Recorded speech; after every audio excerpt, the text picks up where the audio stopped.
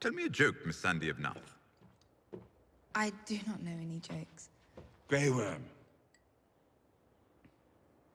Right.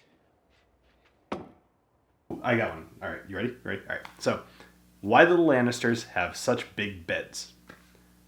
Because they take two twins and squish them together and make a king. That's your brother and sister.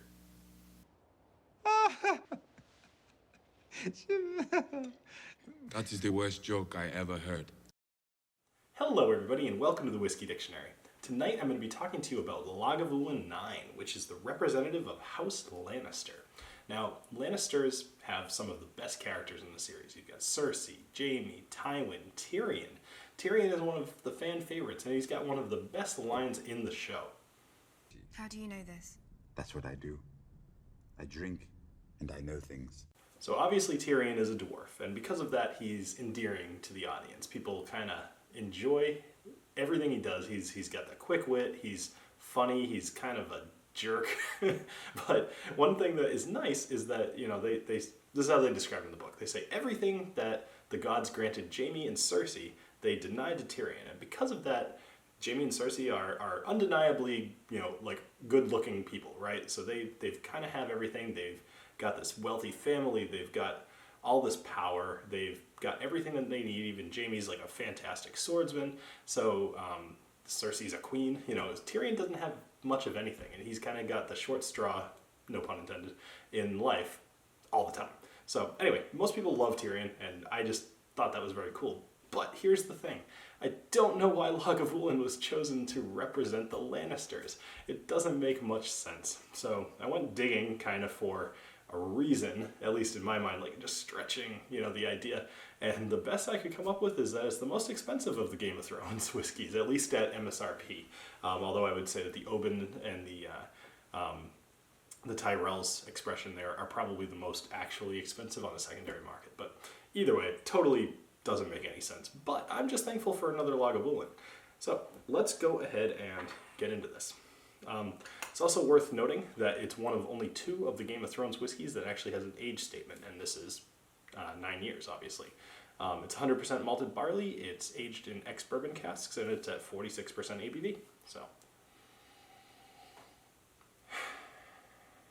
well, here's the thing.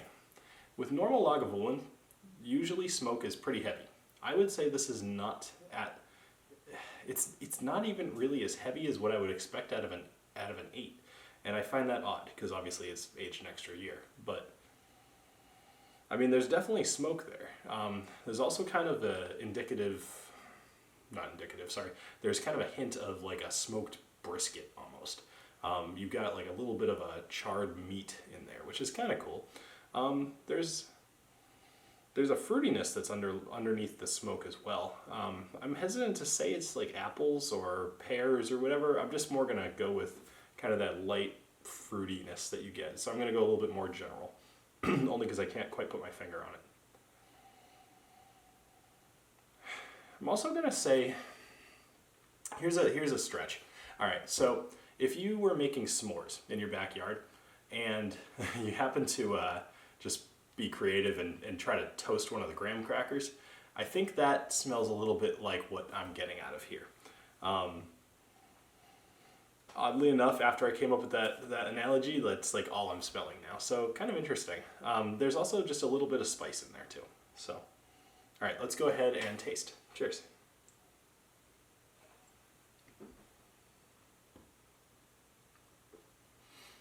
Wow, the smoke is heavy there. Love it.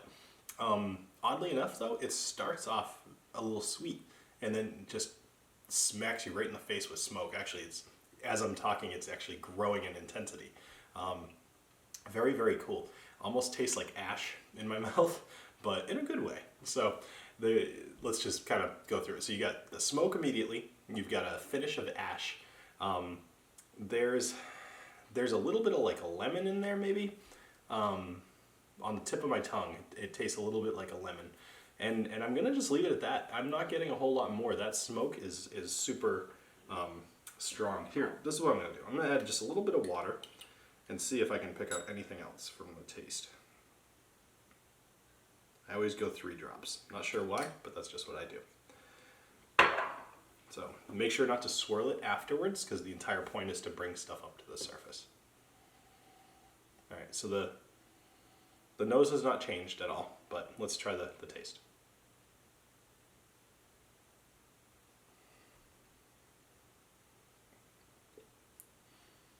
Brings out a little bit more of the sweetness, tames down the smoke just a tad, but that's about it. I'd say it's still leaving that ashy flavor in my mouth. So you might not think that that sounds very good, and I would say that that's really up to you. If you are a fan of smoky whiskeys, you will enjoy this. I will once again say that you'll be a little let down by the nose, but the taste will more than make up for it. I think this is a good whiskey for sure to taste. I just hate that they didn't really match the family. Like, it didn't make any sense to me. So anyway, as far as like a buy it or a try it or whatever, it's really up to you. If you like Lagavulin or if you like Laphroaig, I think that you would like this whiskey. It doesn't have the saltiness that you would get from something more like along the lines of an Ardbeg or the Talisker that I did last week, but earlier this week. But I do think that you will enjoy this if you like smoky whiskey. So anyway, that does it for this episode of the Whiskey Dictionary, and I'll see you on the next one. Cheers.